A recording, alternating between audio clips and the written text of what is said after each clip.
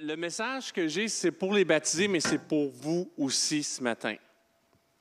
Je l'adresse particulièrement pour les baptisés. 5 petites recommandations pour vous dans cette marche-là de foi que vous prenez, parce que le baptême, le salut n'est pas dans le fait d'être baptisé, mais c'est comme quelque chose de dire, bon, là, c'est officiel, là c'est sérieux, là. Je m'engage dans cette vie chrétienne-là. Je m'identifie à ce que c'est être quelqu'un qui suit Jésus. Vous savez que dans l'Ancien Testament, quand quelqu'un qui était non-juif voulait devenir juif, on le baptisait. C'est pour ça que quand Jésus a dit à Nicodème, il parlait de la nouvelle naissance, Nicodème aurait dû savoir c'est quoi la nouvelle naissance. La nouvelle naissance aussi, c'est symbolisé par le baptême. Il disait, quand tu rentrais dans l'eau, tu étais non-juif, tu sortais de l'eau, tu étais juif. Et ce que Jésus disait à Nicodème, c'est que maintenant, là, c'est juif, pas juif, n'importe qui, toute l'humanité a besoin de rentrer d'un côté et de ressortir de l'autre, d'une nouvelle naissance. Alors, c'est une symbolique très, très forte ce matin.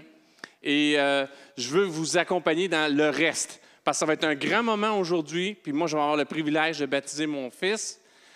Ça, c'est un privilège. Amen. Et puis, je pense que c'est notre plus gros baptême, honnêtement, à l'Église communautaire Mountain View. On n'aurait jamais pu penser que ça pourrait prendre place après la COVID, après tout ce qui est arrivé. Alors ça aussi, c'est une grâce. C'est vraiment une grâce. Mais la réalité aussi, c'est que la vie chrétienne, ce n'est pas un long fleuve tranquille, que la bonne nouvelle, c'est jamais, regarde, je donne ma vie à Jésus, puis tous mes problèmes sont réglés, puis je n'aurai plus jamais de difficultés par la suite. C'est une marche. On s'engage à cette marche-là, et Dieu est fidèle pour nous accompagner puis nous donner la victoire, mais ça ne dit pas qu'il ne va pas avoir d'épreuves ou de difficultés. Alors, mes recommandations pour vous, pour cette marche-là. Je vous dis, des fois, on s'imagine des scénarios, puis des fois, la réalité est des fois pire que ce qu'on pouvait s'imaginer. Il y a 2 semaines de ça, j'ai vécu une réalité. J'ai déjà eu, dans l'équipe avec laquelle je travaillais, quelqu'un qui nous a mis vraiment, vraiment dans le trouble. Puis je me suis dit, regarde, ça, c'est ma référence. Ça, c'est le top. Tu ne peux pas faire pire que ça. Je ne peux pas imaginer que quelqu'un puisse faire pire que ça. Et savez-vous quoi? Je suis arrivé 2 semaines, mardi, puis là, déjà, ça recommençait mal. La personne venait juste de partir le vendredi, puis là, on découvrait un paquet d'affaires. Là, à chaque jour qu'on avançait, à chaque jour, on constatait l'état de la catastrophe. Et on avait des échéanciers à faire pour 2 semaines. 2 semaines, là, c'est court. Puis, tu peux pas, parce que quelqu'un te met dans le trouble, tu ne peux pas rajouter des heures dans une journée. Il reste juste 24 heures dans une journée, 7 jours. Tu ne peux pas rajouter des heures dans la semaine. Comment j'ai fait pour arriver au bout de ça? J'en ai aucune idée. Mathématiquement, ça ne marche pas. Mais je sais qu'à un moment donné, j'ai décidé de marcher dans cette expérience de foi-là. Je fais rarement ça, mais j'ai téléphoné Marie au téléphone en plein milieu de la journée. J'ai dit, là, on va prier ensemble parce que ça ne va pas. J'ai besoin que Dieu fasse quelque chose parce que on n'arrivera pas. Là. Il faut que ça soit résolu en 2 semaines. Puis ça prend tant d'heures pour faire ça, puis je n'ai pas le temps de le faire. Puis je n'ai jamais fait des dossiers aussi vite que ça. Quelque chose qui prend 8 heures, je le faisais en 2 heures. Rebâtir tout un dossier qui devrait prendre 2-3 jours, je le faisais en 1 journée. Puis tout matchait, puis tout était beau. Mais ça, c'est une grâce de Dieu. C'est ça aussi la marche dans le Seigneur. C'est pas qu'il ne va pas avoir d'épreuves, mais Dieu va nous donner une victoire. Le passage que je vais vous lire ce matin, c'est dans le livre aux Philippiens. C'est Paul qui écrit à l'Église de Philippe. Et c'est dans la dernière partie, c'est dans les recommandations qu'il fait à cette Église-là. Puis il les remercie. Puis il faut comprendre le contexte. Paul est en prison. Paul est en prison, l'Église de Philippe le soutient. Ce n'est pas une situation idéale. C'est extrêmement positif, ce passage-là, dans les Écritures. Puis souvent, on s'en sert même, mais on ne comprend pas dans le contexte dans lequel ça a été déclaré, à qui ça a été déclaré, puis qui l'a déclaré. Et vous allez voir, chacun de ces versets-là, c'est un encouragement puissant pour nous. Le livre des Philippiens, c'est écrit par l'Épître de Paul à l'Église de Philippe, une ville de Macédoine, on est en Grèce. Lui est à Rome. C'est en 61 ans après Jésus-Christ. C'est au début de l'Église, probablement même un petit peu avant que les épîtres soient les évangiles soient écrits. Paul était en prison à Rome, mais il gardait une relation affectueuse et reconnaissante avec les chrétiens de Philippe. Il le soutenait, il l'encourageait, il le soutenait financièrement et qui lui avait envoyé une offrande pour subvenir à ses besoins. Puis là, il les encourage. Et moi, ce que je vous donne, c'est comme ses recommandations finales. Après les avoir remerciés du soutien qu'il a reçu d'eux, c'est ses recommandations finales. Et certains de ces passages-là, si vous êtes chrétien, vous les avez déjà entendus, peut-être vous allez les voir avec une lumière nouvelle. Alors, pour vous qui êtes baptisés, voici recommandation numéro 1. Ce que Paul écrit, Philippiens 4, verset 4. 4e chapitre, verset 4. « Réjouissez-vous toujours dans le Seigneur. Réjouissez-vous. » Réjouissez-vous toujours dans le Seigneur, réjouissez-vous. Si je la lis dans la version de Message, c'était « Célébrez Dieu toute la journée, tous les jours. » Je veux dire, délectez-vous de lui. Tous les jours, toute la journée. Dans l'autre version, j'ai écrit de Message, mais c'est paroles vivantes. Réjouissez-vous en tout temps d'être dans la main du Seigneur. Réjouissez-vous de tout ce qu'il est pour vous. Oui, je le répète, trouvez votre joie en lui. Ta marche chrétienne commence, avant même que tout le reste commence, elle commence avec Dieu. L'image que je veux que vous ayez en tête, si vous lisez quand Jésus est venu, juste avant qu'il soit crucifié, le fameux dimanche des rameaux, quand il rentre dans la ville de Jérusalem, les gens crient « Hosanna, Hosanna au roi ». Ça veut dire « Dieu sauve, sauve encore ». Il rentre, il dépose des rameaux, il le célèbre comme un roi, comme un seigneur. Ça, c'est l'image, c'est quelque chose qu'on a besoin d'avoir dans nos vies à tous les jours. On en a besoin. On ne sait pas qu'est-ce que la journée va nous amener. On ne sait pas ce qui va arriver. Peut-être vous allez être comme moi. « Ah, je le connais déjà, le pire scénario. » Il n'y aura jamais pire que ça, jusqu'à ce que le lendemain, que le mal a de l'imagination qu'on on n'a pas. Puis il n'y aura jamais de meilleur scénario jusqu'à ce qu'il y ait d'autres choses qu'on peut vivre.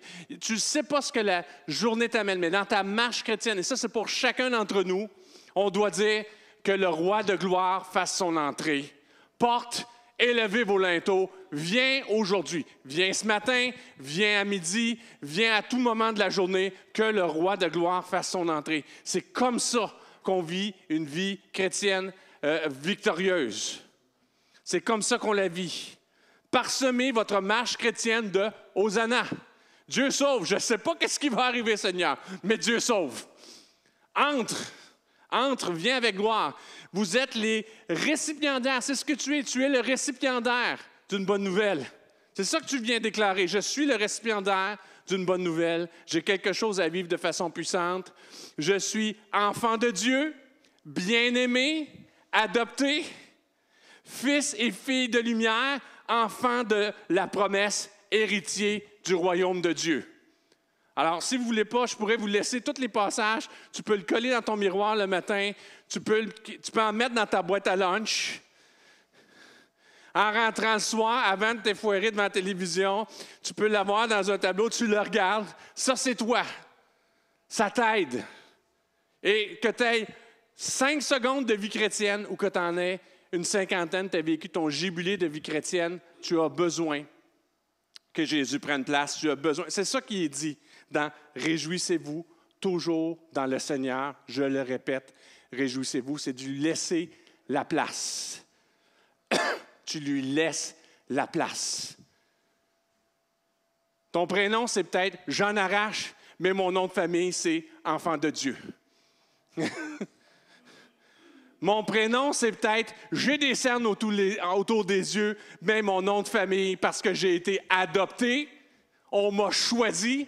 Peut-être on m'a rejeté toute ma vie, mais Jésus m'a choisi. Je suis enfant de lumière. Comprenez-vous la dynamique? Le centre n'est pas sur nous. Ta délivrance, ton bien-être, ton secours dans tout ce que la vie va t'amener, c'est que lui soit en premier. Sauve encore, parce que j'ai besoin d'être sauvé. J'ai été sauvé par grâce, je vais rentrer dans l'eau comme témoignage de cette nouvelle naissance-là, mais cette nouvelle naissance-là, j'en ai besoin à tous les jours. Premier encouragement, première recommandation. Parsemez votre vie, c'est de lui laisser la première place. Maintenant, verset 5. Que votre douceur soit connue de tous les hommes, le Seigneur est proche. Ça, c'est dans le second 21. Dans la version de Message, faites comprendre aussi clairement que possible à tous ceux que vous rencontrez que vous êtes de leur côté, que vous travaillez avec eux et non contre eux. Aidez-la à comprendre que le maître est sur le point d'arriver. Il peut arriver d'une minute à l'autre. Parole vivante. Soyez aimables et bons envers tous les hommes. Que tous soient obligés de reconnaître que votre douceur et votre désintéressement. Rappelez-vous que le Seigneur est proche. Première recommandation, lui laisser la place. Deuxième recommandation, changer le regard d'ici, de nombril, et lever le regard vers les autres. Portez votre attention vers les autres. Soyez là, le défenseur des autres, comme lui a été votre défenseur. On ne peut pas suivre un Dieu qui s'est fait homme pour nous et ne pas être une représentation de ce Dieu-là vivant pour les autres. Vous n'êtes pas appelés à être seulement des personnes bénies, mais bien plus et avant tout à être des sources de bénédiction. Ça change ta journée. Tu déclares, « Wow, tu es là, tu sauves, tu agis dans ma vie. Et moi, là, ce que tu as déposé en moi, je vais le donner à moi aussi, je vais le répandre moi aussi. » La bonne nouvelle de votre réconciliation avec Dieu doit se manifester dans la vie des gens qui nous entourent. Il sauve, il agit, bien ça doit paraître. Ça doit paraître. Alors, voyez-vous, on dit souvent qu'il faut que les bottines suivent les babines. Moi, je rajoute une autre chose. Il faut que les bottines suivent les babines sans baboune. Hein? Parce qu'il y en a qui déclarent, puis... Et moi, ben, je l'ai faite, mais... Excuse-moi, mais si tu le fais en graissant des dents, puis en n'ayant pas une bonne attitude, à quoi ça sert? Ce matin, on ne va pas vous baptiser dans le jus de citron et dans le vinaigre, là. C'est un symbole vivant. C'est contre-intuitif de dire, wow, ma vie chrétienne, comment elle commence? Bien, elle commence avec lui, puis elle commence avec les autres. C'est les deux premières recommandations. Hein? Laisse-y la place, réjouis-toi en lui, trouve ta paix en lui, laisse-le entrer, puis commence à regarder aux autres. Savez-vous quoi? Nos petits bobos, nos petits problèmes partent aussi, quand notre focus n'est pas juste sur nous. Le Dieu sauveur qui est allé vers nous pour vous sauver, qui est allé vers vous pour vous sauver, doit se manifester en vous par votre mouvement vers les autres. C'est ça. On le suit, il est venu vers nous, bien nous aussi, on va vers les autres. Et je commence ma journée en disant, regarde, Hosanna, j'ai besoin que tu prennes place. Et puis, regarde, qu'est-ce que je vais faire? Où est-ce que tu veux te servir de moi? Vers qui je vais déverser toutes les bonnes choses que tu as faites dans ma vie? Et s'il a vraiment fait quelque chose de bon, tu as le goût d'en parler. Tu as le goût de le communiquer. Versets 6 à 7, toujours dans le 4e chapitre. Je lis toujours dans les 3 versions pour vous donner un peu. J'ai 2 versions, une version qui est plus proche du texte brut, les 2 autres versions qui élaborent sur le sens qui est dans ce message-là. Ne vous inquiétez de rien. Philippiens 4, versets 6 à 7. Mais, moi j'aime beaucoup les « mais » dans la Bible. Hein? Parce que ça dit, voici là, ce que tu dois faire, puis le « mais », là, voici comment tu vas t'en sortir. Mais en toute chose, faites connaître vos besoins à Dieu par des prières, par des supplications, dans une attitude de reconnaissance. Et la paix de Dieu, qui dépasse tout ce que l'on peut comprendre, gardera votre cœur et vos pensées en Jésus-Christ. Ça, c'est un bon message. C'est une bonne chose. Quand est-ce que c'est le temps de prier? Est-ce que c'est quand ça te tente? Oui, fais-le quand ça te tente. Mais le meilleur moment pour prier, c'est quand les inquiétudes viennent, c'est quand l'angoisse vient, c'est quand l'anxiété vient, c'est quand le trouble vient, c'est quand tes pensées sont troublées. Ça, c'est un bon temps pour prier. Là, déverse ton cœur. Il n'y a pas de bonne façon de prier. Sois toi-même, parle. Et Dieu est là pour te donner une paix dans ces circonstances-là. Si je lis dans The Message, n'entretenez aucun souci. Le jardin des soucis, il faut enlever les mauvaises herbes dans le jardin des soucis. On ne va pas mettre de l'engrais dans le jardin des soucis. On ne l'entretient pas, on n'en prend pas soin, on ne le nourrit pas, on enlève les mauvaises herbes, on ne l'entretient pas. En toute situation, exposez vos besoins et vos souhaits à Dieu en lui faisant connaître dans vos prières. En les faisant connaître dans vos prières, intercédez avec confiance et sérieux, exposez vos requêtes avec précision, sans oublier d'exprimer aussi votre reconnaissance. Alors, la paix de Dieu, qui surpasse toute intelligence, gardera votre cœur et vos pensées et le maintiendra dans la communion et sous la protection de Christ Jésus. Dans la prière, on n'a rien à cacher. Dans nos circonstances difficiles, on n'a rien à cacher. On ouvre nos cœurs à Dieu, on le déverse devant lui, et lui, il est fidèle pour nous relever de ces circonstances-là, pour faire la différence. Parole vivante, ne vous inquiétez pas. Au lieu de vous inquiéter, priez. Laissez les requêtes et les louanges transformer vos soucis en prière, en faisant part à Dieu de vos préoccupations. Avant que vous ne vous en rendiez compte, un sentiment de plénitude de la part de Dieu, ce Tout-Puissant, tout s'unissant pour le bien, viendra vous apaiser. C'est merveilleux ce qui se passe lorsque le Christ remplace les soucis au centre de notre vie. Ça va venir. Il y en a des soucis. Ils vont venir, les soucis. Bien que tu places Dieu au départ, bien que ton focus soit sur les autres, il y a des soucis qui vont venir, qui vont vouloir prendre le dessus sur toi. Et là, c'est là que tu as besoin, dans ta marche, d'avoir un bon réflexe, de dire « Wow, ça va faire! » Puis de dire « Regarde, ça va pas, puis je ne vais pas en parler à Pierre, je ne vais pas en parler à Jacques, je ne vais pas en parler aux voisins, je ne vais pas en parler à tout le monde, je ne vais pas grogner dans mon coin, je vais être vraiment transparent avec Dieu, je vais lui ouvrir mon cœur, je vais être transparent devant lui, je vais le laisser agir et je m'attends à ce qu'il vive une paix. Moi, je l'ai vécu il y a 2 semaines. Tu sais, je l'ai vécu cette semaine. Je ne sais pas pourquoi j'arrivais à être en paix. Je n'avais aucune raison d'être en paix. Ça allait pas bien. Je n'ai pas fait en semblant que ça allait bien. Je n'ai pas passé à côté. J'ai dit, garde, tu vas faire quelque chose. Il a fait quelque chose. Je me suis attendu à lui. J'ai été transparent devant lui. J'ai même appelé quelqu'un pour prier avec lui. J'ai dit, garde, prie avec moi. Je n'avais même pas la force de prier. J'ai dit, mais là, prie avec moi. Parce que là, je ne sais pas comment il va arriver. Il y a toutes ces frustrations-là qui viennent. Il faut qu'on y arrive, il faut qu'on fasse quelque chose. Fais quelque chose, Seigneur. J'ai été transparent. Il a agi. C'est comme ça que Dieu agit encore. C'est là que Dieu fait des grandes choses dans nos vies. C'est là que nous-mêmes, on est en paix. C'est là qu'on arrive à y voir clair. C'est là qu'on ne fait pas de bêtises. Qu'on ne prend pas de mauvaises décisions.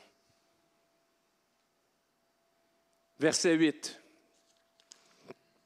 Avant-dernière recommandation. Philippiens 4, verset 8. Enfin, frères et sœurs, portez vos pensées sur tout ce qui est vrai, tout ce qui est honorable, tout ce qui est juste, tout ce qui est pur, tout ce qui est digne d'être aimé, tout ce qui mérite l'approbation, ce qui est synonyme de qualité morale et ce qui est digne de louange. Si je le lis dans le Message, qu'est-ce que ça dit? Pour résumer, mes amis, je dirais que vous feriez mieux de remplir votre esprit et de méditer sur des choses vraies, nobles, réputées, authentiques, convaincantes, gracieuses. Les meilleures, pas les pires. Les belles, pas les laides. Les choses à louer, pas les choses à maudire. Si je lis dans la parole vivante, enfin, mes frères, tout ce qu'il y a de vrai, de noble, d'honorable, ce qui a une réelle valeur, ce qui est juste et pur, digne d'être aimé, occupe vos pensées. Tendez vers tout ce qui s'appelle vertu et qui mérite la louange. Tu vas vers Dieu, ton focus, tu commences la journée, Focus en Dieu. À tout moment de la journée, je veux lui laisser la première place. J'y donne un moment aux Hosanna. Je mets mon focus sur quelqu'un d'autre. Quand les choses viennent, quand ça ne va pas, je suis transparent devant Dieu. J'y remets ces choses-là. J'y fais confiance pour qu'il fasse une différence dans ma vie. Puis maintenant, je suis une nouvelle créature. Je suis un vase nouveau. Je ne vais pas mettre des poubelles dans mon vase. Il y en a de la poubelle autour de nous. Ce n'est pas facile de trouver des mauvaises choses avec lesquelles se remplir. Il y en a plein. Plein de choses inutiles. Je vais choisir ce qui rentre dans ma vie. Je vais renouveler mes pensées par des choses qui sont vraiment bonnes, qui vont vraiment faire une différence pour moi. Je vais chercher le meilleur dans ma marche. Et verset 9. Ce que vous avez appris et reçu, entendu de moi et ce que vous avez vu en moi, mettez-le en pratique. Et le Dieu de paix sera avec vous. Tu veux que Dieu marche avec toi? Tu veux que Dieu soit dans les pas avec toi? Tu veux que la présence de Dieu t'accompagne? Bien, regarde ce que Dieu fait. Regarde comment Dieu sert de gens qui ont la crainte de Dieu puis fait la même chose. Passe à l'action. Lis les Écritures puis dis, Seigneur, montre-moi comment te représenter. Montre-moi comment te vivre. Montre-moi comment faire la différence. Je veux marcher dans tes pas. Et la parole de Dieu dit, ça c'est clair, que Dieu marche, il accompagne, il campe autour de ceux qui le craignent. Il est avec eux. Tu veux goûter une présence plus grande de Dieu. Ce n'est pas juste nécessairement dans les temps de prière, mais c'est aussi dans les temps d'action où tu viens, tu veux le représenter, tu agis, tu mets en pratique ce que la Bible t'enseigne, tu mets en pratique le caractère de Dieu et tu le manifestes autour de toi. Si je lis dans le même verset dans la version de Message, mettez en pratique ce que vous avez appris de moi, ce que vous avez entendu, vu et réalisé. Faites-le et Dieu qui fait fonctionner toutes choses ensemble, qui coordonne toutes choses, vous fera entrer dans ses plus belles harmonies. Vous fera goûter quelque chose de merveilleux. Parole vivante. Bref, ce que vous avez appris et reçu de moi, mettez-le en pratique. Façonnez votre conduite d'après ce que vous m'avez entendu dire et vu faire. Alors, le Dieu qui donne la paix sera avec vous. Une action, un contact. Et moi, je vous dis, Dieu, c'est un Dieu de rencontre, c'est un Dieu de contact avec les gens, c'est un Dieu d'action, c'est un Dieu qui fait la différence. Alors, 5 courtes recommandations, et je les fais en 30 minutes même. Wow! Le Dieu des miracles! Placez Dieu en premier dans les circonstances. Que le roi de gloire fasse son entrée. Ça, j'aime ce psaume-là. Que le roi de gloire fasse son entrée. Jésus, fais ton entrée dans ma vie. Fais ton entrée le matin, fais ton entrée le midi, fais ton entrée en toutes circonstances. Portez votre sur les autres. Trop de chrétiens vivent centrés sur eux-mêmes, ma relation, mon Jésus, mon Sauveur. C'est le Sauveur de l'humanité. Il n'est pas venu juste pour toi, mais il est venu aussi pour toi. S'il devait venir pour une seule personne, tu es le plus important, mais tu n'es pas le seul à être important. Comprenez-vous la grandeur de Dieu? Alors, une vraie marche victorieuse en Dieu, elle ne sera pas toujours centrée sans toi. Souvent, ça va te détourner pour aller vers l'autre. Soyez honnêtes sur vos souffrances et remettez-les à Dieu. Savez-vous quoi? Il en a vu d'autres. Il a vu pire. Il a vu mieux. Il a vu pire. Puis sais-tu quoi? Il n'y a personne qui est arrivé devant Dieu pur, saint, sans tache. Tous ont péché, tous sont privés de ce qu'il est. Alors regarde, aussi bien le dire vraiment et être vrai devant lui. Ça te libère. Remplissez. Tu es un vase restauré, remplissez le vase restauré de votre vie de bonnes choses. Recherchez toujours le meilleur, remplissez le vase restauré de votre vie de bonnes choses et vivez votre vie chrétienne en parole et en action. Et j'aurais dû rajouter en parole, en bonne attitude et en action. Ce n'est pas juste ce que tu fais, c'est comment tu le fais. C'est pas juste ce que tu fais, c'est comment tu le fais. Et si te vider tes frustrations devant Dieu, bien, tu ne les amèneras pas devant les autres dans tes actions. Si tu t'es attendu à lui en toutes circonstances, bien, il va t'aider, il va pallier à tes faiblesses. Si tu remplis ta vie, ton cœur de bonnes choses, bien, c'est des bonnes choses qui vont sortir de toi. Et si ton focus n'est pas juste sur toi, tu vas rencontrer des gens, tu vas bénir des gens. La plus grande bénédiction de ma vie, les meilleurs moments de ma vie, les meilleurs moments de votre vie, les choses qui vont vous marquer, c'est les moments où Dieu va vous conduire vers les autres, va vous conduire vers les gens de votre famille, va vous conduire vers vos enfants, va vous donner des paroles de vie au travail, des paroles de vie dans toutes sortes de circonstances, sur des gens que vous rencontrez. Et ça, c'est des moments là, que tu dis, c'est Dieu qui vient. Tu veux voir Dieu à l'œuvre. Dieu veut être à l'œuvre dans ta vie. C'est un bon choix que tu fais de le suivre, mais je t'encourage c'est juste le commencement. C'est juste le commencement. Et suis les encouragements de Dieu. Dieu va faire de grandes choses avec toi. Que Dieu vous bénisse tous. Et ça, c'est pour tout le monde ce matin. Hein? Ce n'est pas juste pour les baptisés, c'est pour chacun d'entre nous. Que Dieu vous bénisse, que vous puissiez marcher dans ces choses-là. Amen.